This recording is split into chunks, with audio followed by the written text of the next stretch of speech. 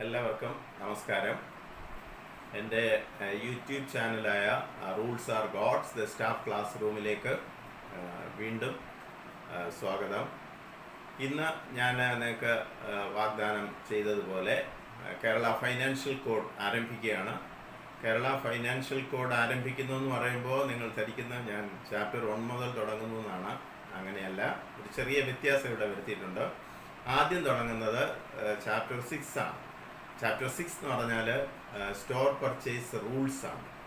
അതിൻ്റെ കാരണം ധാരാളം പേർക്ക് പരീക്ഷ എഴുതുന്നവർക്കും ഓഫീസിൽ ദൈനംദിന കാര്യങ്ങൾ നിർവഹിക്കുന്നവർക്കും വളരെ ആവശ്യമായിട്ടുള്ള ഒരു കാര്യമാണ് സ്റ്റോർ പർച്ചേസ് റൂൾസ്.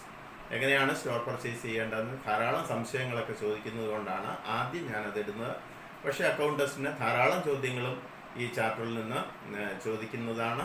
അതുകൊണ്ട് നേരെ ഞാൻ ചാപ്റ്റർ 6ലേക്ക് കടക്കുന്നു. ചാപ്റ്റർ 1 മുതലുള്ളത് അടുത്ത ക്ലാസ്സുകളിൽ കൺസിക്യൂട്ടീവായിട്ട് തന്നെ ഞാൻ പഠിപ്പിക്കുന്നതായിരിക്കും. അതുകൊണ്ട് നമുക്ക് വിഷയത്തിലേക്ക് കടക്കാം. അതിനു മുൻപ് എൻ്റെ ഈ വീഡിയോ ഇഷ്ടമാകുന്നെങ്കിൽ അത് ലൈക്ക് ചെയ്യുക, ഷെയർ ചെയ്യുക. വീഡിയോയുടെ താഴെ കൊടുത്തിരിക്കുന്ന സബ്സ്ക്രൈബ് ബട്ടൺ അമർത്തുമ്പോൾ തെളിയുന്ന ബെൽ ബട്ടണിലൂടെ പ്രസ് ചെയ്ത് അപ്പോൾ തെളിയുന്ന ഓൾ എന്ന ഓപ്ഷൻ കൂടി പ്രസ് ചെയ്താൽ നിങ്ങൾക്ക് എൻ്റെ എല്ലാ വീഡിയോസും കൺസിക്യൂട്ടീവായിട്ട് എൻ്റെ ക്രമത്തിൽ കാണാനും അതേസമയം നോട്ടിഫിക്കേഷൻ നിങ്ങൾക്ക് കിട്ടുന്നത് മുറയ്ക്ക് നിങ്ങൾക്ക് അതെല്ലാം കാണാനും പഠിക്കാനും കഴിയും എന്ന് വീണ്ടും വീണ്ടും ഞാൻ ഓർമ്മിപ്പിക്കുന്നു. സബ്ജക്റ്റിലേക്ക് കടക്കുന്നു. സ്റ്റോർ പർച്ചേസ് റൂൾസ് ഇതെവിടെയാണ് ശരിക്കും പറഞ്ഞിരിക്കുന്നതെന്ന് പലർക്കും അറിഞ്ഞുകൂടാ. സ്റ്റോർ പർച്ചേസ് റൂൾസ് എന്ന് പറയുന്നത് കേരള ഫൈനാൻഷ്യൽ കോഡിൻ്റെ ചാപ്റ്റർ 6 ആണ്. അതിനെ ആധാരമാക്കിയിട്ട് സ്റ്റോർ പർച്ചേസ് മാനുവൽ 2013 ഗവൺമെൻറ് പരിഷ്കരിച്ചിട്ടുണ്ട്. ഇത് രണ്ടും വെച്ചിട്ട് വേണം നിങ്ങൾ ഈ സ്റ്റോർ പർച്ചേസ് റൂൾസിനെ മനസ്സിലാക്കാൻ. ഇത് റൂളാണ്, അതിൻ്റെ കൂടെ തന്നെ മാനുവൽ ഉണ്ട്. നിങ്ങൾക്കറിയാം, റൂൾ എന്ന് പറഞ്ഞാൽ ഇറ്റ് ഈസ് മാൻഡേറ്ററി ആണ്, കൃത്യമായി നിർവഹിക്കേണ്ടതാണ്, നിയമാനുസൃതം. അതേസമയം മാനുവൽ എന്ന് പറഞ്ഞാൽ how the rules are to be implemented, അതിനുള്ള ഇൻസ്ട്രക്ഷനാണ്. അതായത് എങ്ങനെയാണ് റൂളുകൾ നടപ്പാക്കേണ്ടത് എന്നതിനെക്കുറിച്ചുള്ള ഇൻസ്ട്രക്ഷനാണ് മാനുവൽ എന്ന് പറയുന്നത്. But it is not mandatory. ഇത് നിങ്ങൾക്ക് ഫണ്ടമെൻ്റലായിട്ട് അറിയേണ്ട ഒരു അറിവാണ് ഞാനിപ്പോൾ പകർന്നു തന്നത്. Then let us switch on to the subject. Store purchase rules. The rules contained in Chapter 6 of the Kerala Financial Code, Volume 1, govern the expenditure on stores. Store എങ്ങനെയാണ് അക്വയർ ചെയ്യുന്നത്, അതായത് സ്റ്റോഴ്സ് എങ്ങനെയാണ് പർച്ചേസ് ചെയ്യുന്നത് എന്നതിനെക്കുറിച്ച് വിശദമായിട്ട് ഈ chapter 6 പ്രതിപാദിക്കുന്നുണ്ട്. ഇപ്പോൾ store purchase rules ഉണ്ട്, പ്രൊക്യൂർമെൻറ്റ് റൂൾസും ഉണ്ട്. പ്രൊക്യൂർമെൻ്റ് എന്ന് പറയുമ്പോൾ ചെറിയൊരു വ്യത്യാസമുണ്ട്.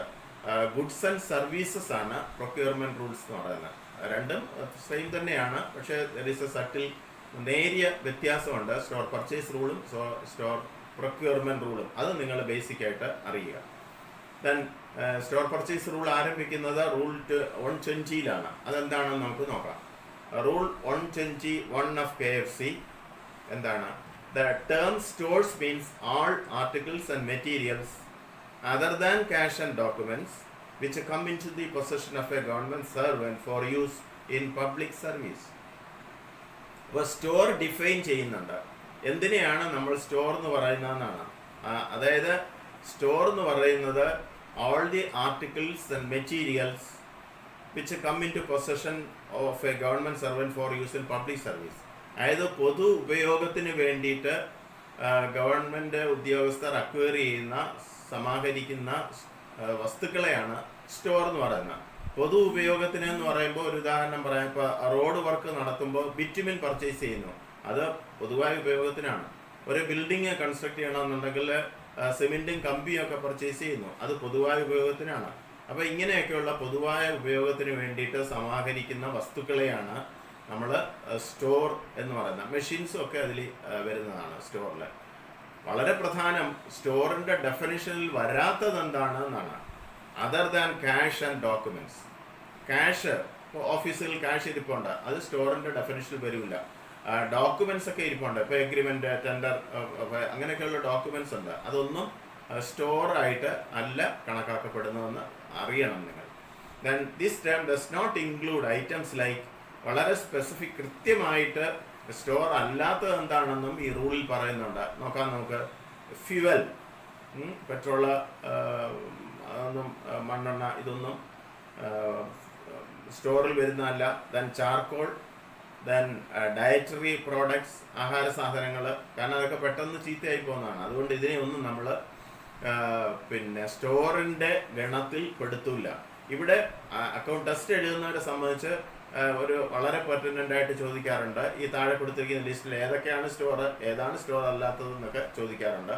അപ്പോൾ കൃത്യമായി അറിയുക, പൊതു ഉപയോഗത്തിന് വേണ്ടി സമാഹരിക്കുന്ന വസ്തുക്കളെയാണ് സ്റ്റോർ എന്ന് പറയുന്നത്. അതിൽ ഫ്യൂവലും ചാർക്കോളും ഡയറ്ററി ആർട്ടിക്കിൾസും ക്യാഷും ഡോക്യുമെന്റ്സും ഒന്നും ഉൾപ്പെടില്ല.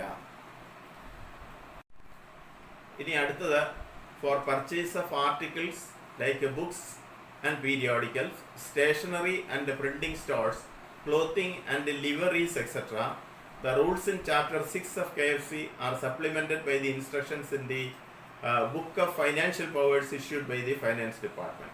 ഫൈനാൻസ് ഡിപ്പാർട്ട്മെൻറ്റ് ഒരു book of financial powers issue ചെയ്തിട്ടുണ്ടെന്ന് ഞാൻ മുൻപൊരു വീഡിയോയിൽ പറഞ്ഞതാണ്.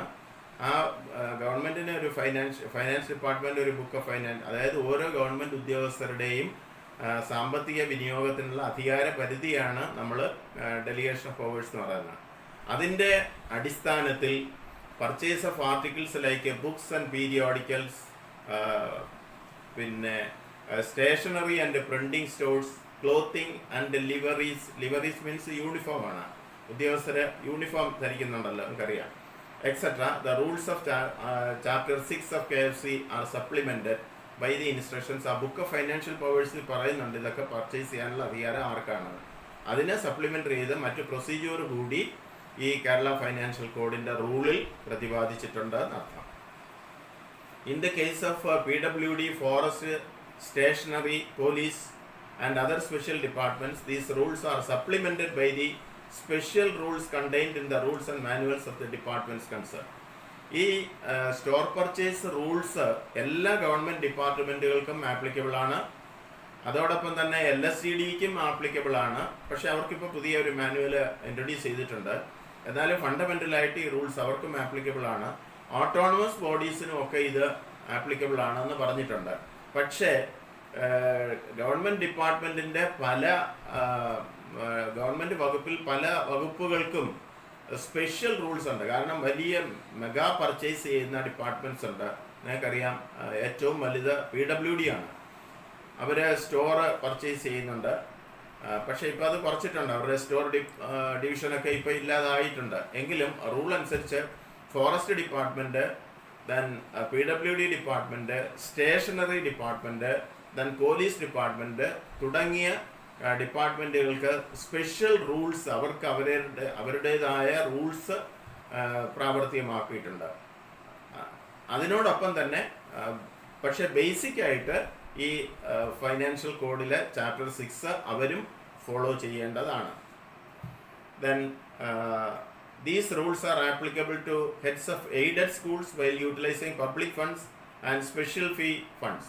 എയ്ഡഡ് സ്കൂളിൽ പോലും അവർ സ്പെഷ്യൽ ഫീ കളക്ട് ചെയ്യുന്നുണ്ട്. ആ സ്പെഷ്യൽ ഫീ ഉപയോഗിച്ച് പർച്ചേസ് ചെയ്യുകയോ അല്ലെങ്കിൽ ഒരു പബ്ലിക് ഫണ്ട് ഉപയോഗിച്ചിട്ടാണ് അവർ പർച്ചേസ് ചെയ്യുന്നതെങ്കിൽ അവർക്കും ഈ ഫൈനാൻഷ്യൽ കോഡിലെ സ്റ്റോർ പർച്ചേസ് റൂൾസ് ആപ്ലിക്കബിൾ ആണ്. അപ്പോൾ ഒരു റൂള് നമ്മൾ പഠിക്കുമ്പോൾ ഏറ്റവും ഫണ്ടമെൻ്റലായിട്ട് അറിയേണ്ടത് ഇത് ആർക്കാണ് ആപ്ലിക്കബിൾ. സ്റ്റോർ പർച്ചേസ് റൂൾസ്, ഞാൻ ആവർത്തിക്കുന്നു, എല്ലാ ഡിപ്പാർട്ട്മെൻറ്റ്സിനും ബാധകമാണ്. അതോടൊപ്പം വളരെ കൂടുതൽ സ്റ്റോർ പർച്ചേസ് ചെയ്യുന്ന PWD, forest, police, then stationery, അവർക്കൊക്കെ സ്പെഷ്യൽ റൂളുണ്ട്. അതോടൊപ്പം പക്ഷേ അവർ സ്റ്റോർ പർച്ചേസ് റൂളും ഫോളോ ചെയ്യേണ്ടതാണ്. എയ്ഡഡ് സ്കൂൾസിനും ഇത് ബാധകമാണ്. അവർ പബ്ലിക് ഫണ്ട് ഉപയോഗിച്ചിട്ടാണ് പർച്ചേസ് ചെയ്യുന്ന കേസിൽ അവിടുത്തെ ഹെഡ് മാസ്റ്ററും ഇത് റൂള് ഒബ്സർവ് ചെയ്യേണ്ടതാണ്. ഓട്ടോണമസ് ബോഡീസിനും ഒബ്സർവ് ചെയ്യേണ്ടതാണ്. ആർക്കൊക്കെയാണ് ഇത് ബാധകം എന്ന് അനക്ഷറിൽ പറയുന്നുമുണ്ട്. അടുത്ത റൂൾ 121 ആണ്. Expenditure on stores is included under contingent expenditure. A government servant who is competent to incur contingent expenditure may purchase stores for use in his office department. The purchase is subject to store purchase rules, budget appropriation and other money limits prescribed. ഇനി ഈ store പർച്ചേസിൻ്റെ expenditure എവിടെ നിന്നാണ് meet ചെയ്യുന്നത്? അത് വളരെ പ്രധാനമാണ്. അതായത് ഓരോ ഓഫീസിനും കണ്ടിൻജൻറ്റ് എക്സ്പെൻഡിച്ചർ ഉണ്ട്. ആ കണ്ടിൻജൻറ്റ് എക്സ്പെൻഡിച്ചറിൽ നിന്നാണ് ഇത് ഉപയോഗിക്കുന്നത്. ഇനി ആർക്കാണ് ഇത് വാങ്ങാൻ അധികാരം എന്ന് ചോദിച്ചാൽ കണ്ടിൻജൻറ്റ് എക്സ്പെൻഡിച്ചർ യൂട്ടിലൈസ് ചെയ്യാനുള്ള അധികാരം ആരിൽ നിക്ഷിപ്തമാണോ ആ അധികാരിയായിരിക്കും സ്റ്റോർ പർച്ചേസ് നടത്തേണ്ടത്. അതോടൊപ്പം തന്നെ the purchase is subject to store purchase rules, budget appropriation and other money limits. അതിൻ്റെ അർത്ഥം ഈ സ്റ്റോർ പർച്ചേസ് ചെയ്യണമെന്നുണ്ടെങ്കിൽ സ്റ്റോർ പർച്ചേസ് റൂൾസ് ഒബ്സർവ് ചെയ്യണം. പക്ഷെ അതിനു മുകളിൽ ഒരു സ്റ്റോർ പർച്ചേസ് ചെയ്യണമെന്നുണ്ടെങ്കിൽ അത് ബഡ്ജറ്റിൽ പ്രൊവിഷൻ ഉണ്ടോ എന്ന് നോക്കണം. That is the first and foremost thing. ഏറ്റവും ആദ്യം സ്റ്റോർ പർച്ചേസ് ചെയ്യാൻ തുടങ്ങുമ്പോൾ ഒരു ഡിപ്പാർട്ട്മെൻറ്റ് ചെയ്യേണ്ടത് അതിന് ബഡ്ജറ്റിൽ മതിയായ തുക വകയിരുത്തിയിട്ടുണ്ടോ എന്ന് ഉറപ്പ് വരുത്തിയാൽ മാത്രമേ നമുക്ക് സ്റ്റോർ പർച്ചേസിനെ കുറിച്ച് ചിന്തിക്കാൻ തന്നെ പറ്റൂ. അതാണ് there should be sufficient appropriation, budget appropriation, ബഡ്ജറ്റിൽ തുക വകയിരുത്തിയിട്ടുണ്ട് എന്ന് ഉറപ്പ് വരുത്തുക. And Rule 122, a government servant who purchases stores should estimate his requirements for the year. അടുത്ത സ്റ്റെപ്പ് എന്താണെന്ന് വെച്ചാൽ, അപ്പം നമ്മൾ ബഡ്ജറ്റിൽ പ്രൊവിഷൻ ഉണ്ട്, വാങ്ങാൻ തീരുമാനിക്കുകയാണ്. അതിൻ്റെ അടുത്ത സ്റ്റെപ്പ് എന്ന് പറഞ്ഞാൽ ഒരു വർഷം നമ്മൾ അക്വയർ ചെയ്യാൻ പോകുന്ന സ്റ്റോറിൻ്റെ ക്വാണ്ടിറ്റി എത്രയാണ്, ഏതൊക്കെ സാധനങ്ങൾ എത്രയൊക്കെ അളവിൽ കൃത്യമായ ആവശ്യത്തിന് വേണ്ടി വാങ്ങേണ്ടി വരും എന്ന് നമ്മൾ കണക്കാക്കണം. അത് വളരെ പ്രധാനമാണ്. കാരണം ആവശ്യത്തിൽ കൂടാനും പാടില്ല, ആവശ്യത്തിൽ കുറയാനും പാടില്ല. അപ്പോൾ കൃത്യമായ ഒരു എസ്റ്റിമേറ്റ് അക്കാര്യത്തിൽ തയ്യാറാക്കണം. He should prepare annual indent of stores in form 13. ഒരു ആനുവൽ ഇൻഡൻറ്റ് തയ്യാറാക്കണം. അതിൻ്റെ പ്രിസ്ക്രൈബ്ഡ് ഫോം എന്ന് പറയുന്ന ഫോം 13 ആണ്. The indent shows the approximate cost of articles and should be sanctioned by competent authority. അതായത് ഓരോ ആർട്ടിക്കിളിൻ്റെയും ഓരോ സ്റ്റോർ ഐറ്റത്തിൻ്റെയും വില കൃത്യമായി നിശ്ചയിക്കണം. അത് കോമ്പീറ്റൻ്റ് അതോറിറ്റി സാങ്ഷൻ ചെയ്യണം. കോമ്പീറ്റൻ്റ് അതോറിറ്റിയെക്കുറിച്ച് പറഞ്ഞു എന്ന് പറഞ്ഞാൽ സാമ്പത്തിക പരിധിയിൽ വെച്ച് ഓരോ ഗവൺമെൻറ് ഉദ്യോഗസ്ഥനും സാമ്പത്തിക പരിധിയുണ്ട്. ആ സാമ്പത്തിക പരിധിയിൽ ഉൾക്കൊള്ളുന്ന തുകയ്ക്ക് സാങ്ഷനും നൽകിയിരിക്കണം. As far as possible, the purchasing officer should lay in sufficient stock during the cheapest season. ഇനി ഏത് സീസണിലാണ് നമ്മൾ സ്റ്റോർ വാങ്ങി വെക്കേണ്ടതെന്നാണ്. ചീപ്പസ്റ്റ് സീസണാണ്. ഇപ്പോൾ ഫോർ എക്സാമ്പിൾ നിങ്ങൾക്കറിയാം ചില പ്രോഡക്ട്സ് ഒക്കെ ആണെന്നുണ്ടെങ്കിൽ അതിൻ്റെ സീസണിൽ ഇപ്പോൾ വളരെ പെട്ടെന്ന് മനസ്സിലാക്കാൻ അഗ്രികൾച്ചർ പ്രൊഡ്യൂസ്, ഇപ്പോൾ കൃഷി എടുക്കുന്ന സമയത്ത് ഓരോ സാധനങ്ങൾ വാങ്ങിച്ചാൽ വളരെ ലാഭകരമായിരിക്കും. അപ്പം അതുപോലെ ഏറ്റവും ചീപ്പസ്റ്റ് സീസൺ ഏതാണ് എന്ന മുൻകാല അനുഭവത്തിൻ്റെ വെളിച്ചത്തിൽ ഗവൺമെൻറ് ഉദ്യോഗസ്ഥർക്ക് അറിയാം. ആ സമയം നോക്കി വേണം വാങ്ങാൻ. ഇത് വളരെ പ്രധാനമാണ്. ചില സമയത്തൊക്കെ അതിൻ്റെ കോസ്റ്റ് വളരെ കൂടിയിരിക്കും. ഇപ്പോൾ ഉള്ളിയുടെയൊക്കെ വില കണ്ടില്ലേ, ചിലപ്പോൾ ഇനി താഴെയായിരിക്കും, ചിലപ്പോൾ അങ്ങേയറ്റമായിരിക്കും. അപ്പോൾ നമ്മൾ ഇത് ഞാൻ എക്സാമ്പിൾ മാത്രം പറയുകയാണ്, അത് സ്റ്റോർ അല്ല, എങ്കിലും നിങ്ങൾക്ക് കാര്യം ബോധ്യപ്പെടുത്താനാണ്. അപ്പോൾ ചീപ്പസ്റ്റ് സീസൺ നോക്കി വേണം നമ്മൾ പർച്ചേസ് ചെയ്യാൻ. അടുത്തത് purchase of articles must much in advance of requirement involves the locking up of government money and hence is not desirable. അതായത് ഒരുപാട് വാങ്ങിക്കൂട്ടി വെക്കരുത്. ഇപ്പോൾ വില കൂടുന്ന ധരിച്ചിട്ട് ഒരുപാട് സാധനങ്ങൾ വാങ്ങിക്കൂട്ടി വെക്കാൻ പാടില്ല. അതൊരു നല്ല ഫൈനാൻഷ്യൽ മാനേജ്മെൻ്റ് അല്ല. കാരണം നമ്മുടെ ഫൈനാൻഷ്യൽ മാനേജ്മെൻ്റ് റിക്വയർമെൻ്റ് അനുസരിച്ച് മാത്രമേ പർച്ചേസ് ചെയ്യാവൂ. അത് വാങ്ങിയിട്ടിരുന്നാൽ ഗവൺമെൻറ്റിൻ്റെ പണം ലോക്ക്ഡപ്പായി പോകും. അതേ പണം ഐഡിലി കെട്ടിക്കിടക്കുന്നതിന് തുല്യമാണ്. ആ പണം യഥാർത്ഥത്തിൽ ഗവൺമെൻറ്റിന് മറ്റ് വികസന പ്രവർത്തനങ്ങൾക്ക് ഉപയോഗിക്കാൻ പറ്റുമായിരുന്നു ഇങ്ങനെ ചെയ്തിട്ടില്ല എങ്കിൽ. ഇതിനെക്കുറിച്ചൊക്കെ വളരെ രസകരമായിട്ടുള്ള ഒരുപാട് സംഭവങ്ങൾ ഉണ്ടായിട്ടുണ്ട്. ഇപ്പോൾ വാട്ടർ അതോറിറ്റിയിൽ പൈപ്പ് വാങ്ങി വെച്ച ഒരു കഥ നിങ്ങൾക്കറിയാം. ധാരാളം പൈപ്പ് വാങ്ങിച്ചു വെച്ചു. അതിൽ പബ്ലിക് അക്കൗണ്ട്സ് കമ്മിറ്റിയിൽ ചോദിച്ചപ്പോൾ പറഞ്ഞത്, ഞാൻ 6 വർഷം മുമ്പേ ഇത് വാങ്ങിയിട്ടത് കൊണ്ട് ഇപ്പോൾ വലിയ ലാഭമല്ലേ, അങ്ങനെയുള്ള ആർഗ്യുമെൻറ്റ്സ് ഒന്നും ഇപ്പോൾ അതിന് പൈപ്പിന് ഒരുപാട് വില കൂടിയില്ലേ എന്നൊക്കെ പറയുന്ന മുട്ട് ന്യായങ്ങളൊന്നും ഗവൺമെൻറ് ലെവലിൽ അക്സെപ്റ്റബിൾ അല്ല. അതൊന്നും സ്വീകാര്യമല്ല. കൃത്യമായ ആവശ്യം കണക്കാക്കി അതിനുവേണ്ടി മാത്രം വിനിയോഗിക്കുക. കാരണം ആ പണം നമുക്ക് മറ്റ് അത്യാവശ്യ കാര്യങ്ങൾക്ക് വേണ്ടി വിനിയോഗിക്കേണ്ടതാണ്. അടുത്തത് ആർട്ടിക്കിൾ 123 ആണ്. At the end of each financial year the requirement of stores should be assessed and a list of articles required should be prepared. അതായത് ഓരോ വർഷത്തിൻ്റെ അവസാനം അടുത്ത സാമ്പത്തിക വർഷത്തേക്ക് വേണ്ടുന്ന സാധനങ്ങളുടെ കൃത്യമായ ലിസ്റ്റ് തയ്യാറാക്കണം. And this is on the basis of a previous 3 to 5 years consumption and difference should be justified. ഇതെങ്ങനെ കണക്കാക്കുന്ന അടുത്ത വർഷത്തേക്കുള്ളത് നമ്മൾ ആൻറ്റിസിപ്പേറ്റ് ചെയ്യുകയാണ്. അത് കണക്കാക്കുന്നത് കഴിഞ്ഞ 3 മുതൽ 5 വർഷത്തിനിടയിൽ നമ്മൾ സ്റ്റോഴ്സ് വാങ്ങിയ അനുഭവത്തിൻ്റെ വെളിച്ചത്തിലാണ് ഈ ക്വാണ്ടിറ്റി നമ്മൾ അല്ലെങ്കിൽ റിക്വയർമെൻറ്റ് ആവശ്യം നമ്മൾ വിലയിരുത്തുന്നത്. പിന്നെ അതിൽ ചിലപ്പോൾ ഏറ്റക്കുറച്ചിലുകൾ വരാം. അങ്ങനെ വരുമ്പോൾ അത് യുക്തിസഹമായിട്ട് ആ വ്യത്യാസം എന്തുകൊണ്ട് സംഭവിച്ചു എന്നും ആ ഉദ്യോഗസ്ഥൻ ഒരു നോട്ടിൽ വെളിപ്പെടുത്തേണ്ടതാണ്. The budget estimates for the next year should be taken into consideration and the carrying over of stock should duly be allowed.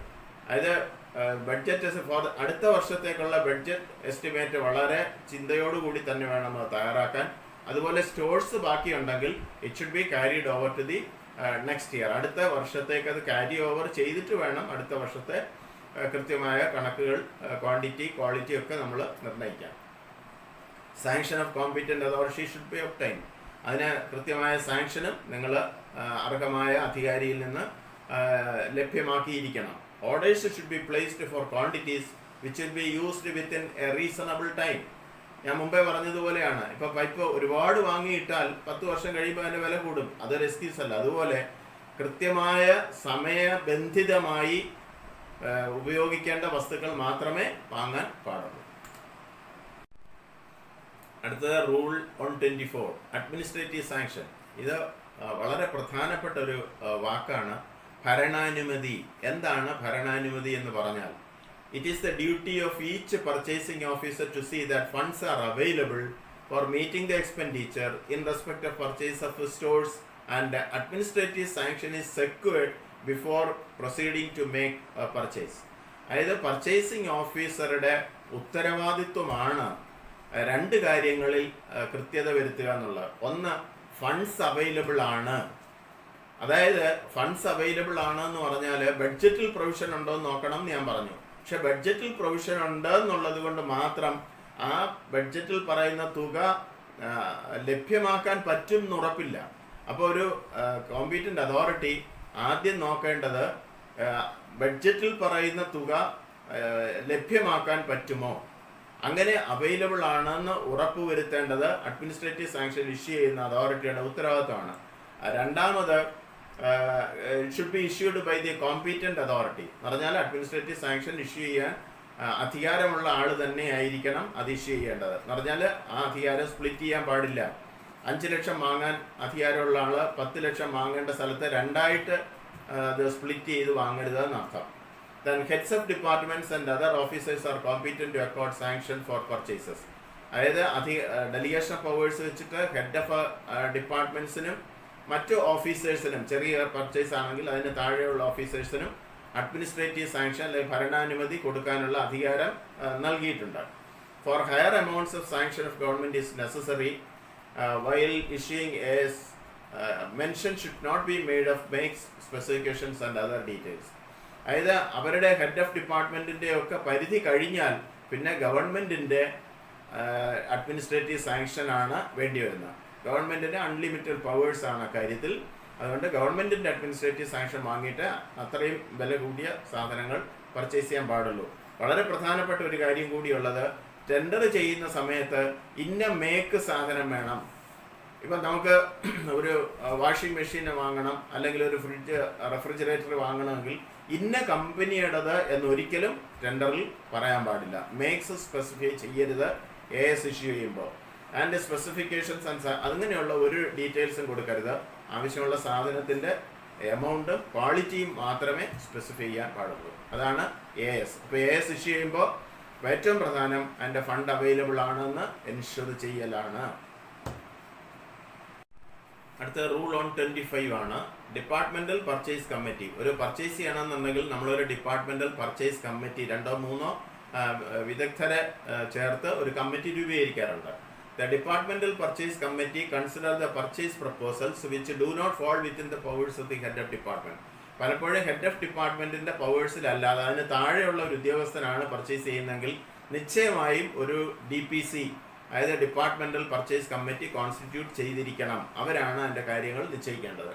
While submitting recommendations of purchase to government, the heads of departments should accord a certificate to the effect that purchase has been administratively sanctioned and that funds are available to meet the expenditure. ഇനി head of department നേരിട്ട് വാങ്ങുകയാണെങ്കിൽ അദ്ദേഹം ഒരു വിവരം ഗവൺമെൻറ്റിനെ അറിയിക്കണം. ഗവൺമെൻറ്റിൻ്റെ sanction കൂടി ആവശ്യമാണ് ഹെഡ് ഓഫ് ഡിപ്പാർട്ട്മെൻറ്റിന്. ആ സാങ്ഷനിൽ അദ്ദേഹം പറയണം ഈ തുക it has been administratively sanction എന്ന് പറഞ്ഞാൽ ഭരണാനുമതി നൽകിയിട്ടുള്ളതാണ്, അതിനാവശ്യമായിട്ടുള്ള ഫണ്ട് ലഭ്യമാണ് എന്ന് ഗവൺമെൻറ്റിനെ അറിയിക്കേണ്ട ഉത്തരവാദിത്വവും ഹെഡ് ഓഫ് ഡിപ്പാർട്ട്മെൻറ്റിനാണ്. അടുത്ത നമ്മൾ ടെൻഡർ സിസ്റ്റത്തെ കുറിച്ചാണ് പറയുന്നത്. Rule 126A, a purchasing officer should obtain stores by calling for tenders in all cases except the following. അതായത് ഒരു പർച്ചേസ് ചെയ്യണമെന്നുണ്ടെങ്കിൽ നമുക്കറിയാം ടെൻഡർ ദർഖാസ് വിളിച്ചിട്ട് മാത്രമേ പർച്ചേസ് ചെയ്യാൻ പാടുള്ളൂ. പക്ഷേ താഴെ കൊടുത്തിരിക്കുന്ന 2-3 കാര്യങ്ങളിൽ ഓപ്പൺ ടെൻഡേഴ്സിൻ്റെ ആവശ്യമില്ല. അത് ഏതൊക്കെയാണെന്ന് നമുക്ക് നോക്കാം. ഒന്ന്, purchase of uniform and nursing for nursing sisters. സിസ്റ്റേഴ്സിന് ആവശ്യമായിട്ടുള്ള നഴ്സിംഗ് സിസ്റ്റേഴ്സിന് ആവശ്യമായിട്ടുള്ള യൂണിഫോം പർച്ചേസ് ചെയ്യുന്നതിന് ടെൻഡർ വിളിക്കേണ്ട കാര്യമില്ല. 2, purchasing of books and periodicals for less than 15,000 at a time. ഒരു സമയം ബുക്സും പീരിയോഡിക്കൽസും ഒക്കെയാണ് ഒരു ഓഫീസിൻ്റെ ലൈബ്രറിയിലേക്കൊക്കെ വാങ്ങി വെക്കുന്നതെങ്കിൽ 15,000 രൂപ വരെ ഉള്ള തുകയ്ക്കാണെങ്കിൽ ടെൻഡർ വിളിക്കേണ്ട കാര്യമില്ല. For purchase above this amount, simple quotations may be called from leading dealers and orders placed on return undertaking from the dealers that they shall supply the books in time and in satisfactory completion. അതേസമയം 15,000 രൂപയിൽ അധികരിച്ച തുകയ്ക്കാണ് നമ്മൾ ബുക്സും പീരിയോഡിക്കൽസും purchase ചെയ്യുന്നതെന്നുണ്ടെങ്കിൽ ഒരു simple quotation വിളിച്ചിട്ട് വേണം. Simple quotation means നമ്മുടെ notice ബോർഡിൽ അത് publish ചെയ്യുക, അല്ലെങ്കിൽ അവർക്ക് നേരിട്ട് എഴുതിയോ അവരുടെ റേറ്റ് വാങ്ങുകയൊക്കെ ചെയ്യുന്നതിനെയാണ്. അത് ലീഡിംഗ് ഡീലേഴ്സിൽ നിന്നായിരിക്കണം. കഴിഞ്ഞാല അനുഭവത്തിൻ്റെ ബേസിസിൽ നല്ല പ്രസിദ്ധിയുള്ള കമ്പനികളിൽ നിന്ന് വേണം അത് വാങ്ങാൻ. അവരിൽ നിന്നൊരു റിട്ടേൺ അണ്ടർടേക്കിങ്ങും വാങ്ങേണ്ട ഉത്തരവാദിത്വം പർച്ചേസിംഗ് ഓഫീസർക്കാണ്. എന്താണത്? They shall supply books in time.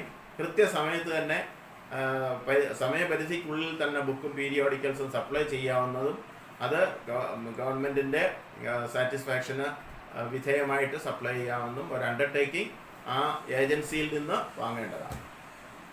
അടുത്ത പെറ്റി പർച്ചേസ് എന്ന് പറഞ്ഞാൽ എന്താണ്? Petty purchases of less than 15,000 at a time. അതായത് 15,000 രൂപയിൽ കുറഞ്ഞ സാധനങ്ങളാണ് വാങ്ങുന്നതെങ്കിൽ അതിന് നമ്മൾ പെറ്റി പർച്ചേസ് എന്നാണ് പറയുന്നത്. Then purchase from government source subject to the conditions laid down in article 127. Government സോഴ്സിൽ നിന്നാണ് നമ്മൾ സാധനങ്ങൾ പർച്ചേസ് ചെയ്യുന്നതെന്നുണ്ടെങ്കിലും ഈ ടെൻഡറിൻ്റെ ആവശ്യമില്ല. Then special purchase approved by government. പ്രത്യേക സാഹചര്യങ്ങളിൽ ഗവൺമെൻറ്റിൻ്റെ സ്പെഷ്യൽ സാങ്ഷനോട് കൂടിയാണ് വാങ്ങുന്നതെങ്കിലും ടെൻഡർ വിളിക്കേണ്ട കാര്യമില്ല. Then controlled stores from controlled stocks. ചില പ്രത്യേക സാധനങ്ങൾ കൺട്രോൾ ചെയ്തിട്ടുള്ള, ഇപ്പോൾ ഡേഞ്ചറസ് ആയിട്ടുള്ള അല്ലെങ്കിൽ എന്തെങ്കിലും സ്ഫോടനാത്മകമായിട്ടുള്ള സാധനങ്ങളൊക്കെ ചിലപ്പോൾ ആവശ്യമായി വരും. അങ്ങനെയുള്ളതൊക്കെ കൺട്രോൾഡ് ആയിട്ടുള്ള സാധനങ്ങളൊന്നും ഓപ്പൺ ടെൻഡർ വിളിച്ചിട്ടല്ല പർച്ചേസ് ചെയ്യുന്നത്. Then purchase of articles covered by rate or running contract settled by the DGSD, New Delhi, or the store purchase department by operating such contracts. അതായത് റേറ്റ് കോൺട്രാക്റ്റോ റണ്ണിങ് കോൺട്രാക്റ്റോ അനുസരിച്ചിട്ടാണ് നമ്മൾ purchase ചെയ്യുന്നതെന്നുണ്ടെങ്കിൽ open tender വിളിക്കേണ്ട കാര്യമില്ല. പക്ഷേ ഇവിടെ പ്രസക്തമായിട്ടുള്ളൊരു കാര്യം, rate contract is now dispensed with and instead GeM is introduced. ഇപ്പോൾ റേറ്റ് കോൺട്രാക്ട് നിലവിലില്ല. ഈ റേറ്റ് കോൺട്രാക്റ്റും റണ്ണിങ് കോൺട്രാക്റ്റും നമ്മൾ പർച്ചേസ് ചെയ്തുകൊണ്ടിരുന്നത് DGSD, directorate of government stores and disposal എന്ന് പറയുന്ന ഒരു അതോറിറ്റി ആയിരുന്നു. അതും ഇപ്പോൾ ഈ പ്രാക്ടീസ് ഇല്ല. അവരെ DGSD ആണ് ഇപ്പോൾ പക്ഷേ ജെം കൺട്രോൾ ചെയ്യുന്നതെന്നറിയാം. ജെമ്മിനെ കുറിച്ച് നമുക്ക് പിന്നീട് മറ്റൊരു എപ്പിസോഡിൽ ഡിസ്കസ് ചെയ്യാം. അടുത്ത quotations. Quotations may be invited if the estimated value of the store is between 15,000 and 1 lakh. Copies of quotation notice, annexure 10 regarding general conditions of supply, specification, articles, etc. should be supplied to all firms to whom enquiries are sent. Quotation എന്ന് പറയുന്നത് നേരത്തെ ഉള്ള rate ഇപ്പോൾ മാറ്റിയിട്ടുണ്ട്, അത് നിങ്ങൾ note ചെയ്യുക. Quotations may be invite if the estimate value is between 15,000-നും 1,00,000 റുപ്പീസിന് ഇടയ്ക്കാണ് ഒരു പർച്ചേസ് വേണ്ടതെങ്കിൽ നിങ്ങൾ കൊട്ടേഷൻ ഇൻവൈറ്റ് ചെയ്താൽ മതി. ഞാൻ നേരത്തെ പറയുന്നത് കൊട്ടേഷൻ ആണെങ്കിൽ ഗസറ്റിലൊന്നും പബ്ലിഷ് ചെയ്യേണ്ട, വലിയ പബ്ലിസിറ്റി ഇല്ലാതെ പർച്ചേസ് ചെയ്യുന്നതിനാണ് കൊട്ടേഷൻ എന്ന് പറയുന്നത്. 15,000-നും 1,00,000-നും ഇടയ്ക്കുള്ള പർച്ചേസ് എല്ലാം അതിൽ വരും. അതിനൊരു പ്രിസ്ക്രൈബ്ഡ് ഫോം ഉണ്ട്, ആ ഫോം സ്റ്റോർ പർച്ചേസ് മാനുവലിൽ ഇപ്പോൾ കൊടുത്തിട്ടുണ്ട്, അനക്ഷൻ 10 നോക്കുക. Then short quotation notices may be published in news papers if necessary. അതിനൊരു ഷോർട്ട് കൊട്ടേഷൻ നോട്ടീസിന് പ്രത്യേക ഒരു ഫോം ഉണ്ട് 11, അതും ഇവിടെ കൊടുത്തിട്ടുണ്ട്.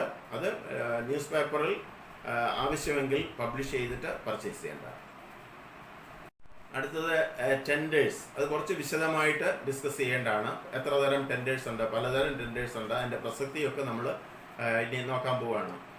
റൂൾ ഓൺ 26B-യിലാണ് ടെൻഡേഴ്സിനെ കുറിച്ച് പ്രതിപാദിച്ചിരിക്കുന്നത്. Tenders should be invited if the estimate value of the stores is ₹1 lakh or above. 1 lakhന് എബവ്, 1,00,000-ൽ അധികം തുകയ്ക്കാണ് നമ്മൾ പർച്ചേസ് ചെയ്യുന്നതെങ്കിൽ നിശ്ചയമായും ടെൻഡർ വിളിച്ചിട്ട് മാത്രമേ പർച്ചേസ് ചെയ്യാവൂ. അതിന് നമ്മൾ എന്തൊക്കെ ചെയ്യണം? Tenders should be obtain by advertisement, wide publicity കൊടുത്തിട്ട് വേണം പർച്ചേസ് ചെയ്യാൻ. 2 മലയാളം പത്രത്തിൽ, ഒരു ഇംഗ്ലീഷ് പേപ്പറിൽ ഒക്കെയാണ് പബ്ലിഷ് ചെയ്യണം, ഗസറ്റിൽ പബ്ലിഷ് ചെയ്യണം. ഇങ്ങനെ ഒരുപാട് കണ്ടീഷൻസ് ഉണ്ട്. രണ്ടാമത് by direct invitation to limited number of forms. Limited ടെൻഡറാണ്, നമ്മൾ പിന്നെ കാണും. ലിമിറ്റഡ് ടെൻഡറാണ് വിളിക്കുന്നതെന്നുണ്ടെങ്കിൽ 3-4 കമ്പനികൾ നേരിട്ട് കോൺടാക്ട് ചെയ്ത് അവരുടെ ഓഫർ വാങ്ങുകയാണ് ചെയ്യുന്നത്. 3 ബൈ ഇൻവിറ്റേഷൻ ടു 1 ഫോം ഉള്ളി. ചിലപ്പോൾ നമ്മൾ സിംഗിൾ ടെൻഡർ ആണ് വിളിക്കുന്നത്, അതിൻ്റെ പ്രസക്തി നമുക്ക് പിന്നെ ഡിസ്കസ് ചെയ്യാം. സിംഗിൾ ടെൻഡർ ആണെങ്കിൽ ഡിപ്പാർട്ട്മെൻറ്റിന് നേരിട്ട് ആ കമ്പനിയുമായിട്ട് കോൺടാക്ട് ചെയ്തിട്ട് വാങ്ങാം. അത് പേറ്റൻ്റ് ഉള്ള കമ്പനിയിൽ നിന്ന് വാങ്ങുന്ന കേസിലാണ് സിംഗിൾ ടെൻഡർ വിളിക്കുന്നത്. അപ്പോൾ open tenders, limited tenders, single tender ഇതെന്താണെന്ന് നമ്മൾ കണ്ടു. ഇതിനെക്കുറിച്ച് കൂടുതലായിട്ട് നമുക്ക് പിന്നീട് ഡിസ്കസ് ചെയ്യാം. So different types of tenders will be discussed in the next class.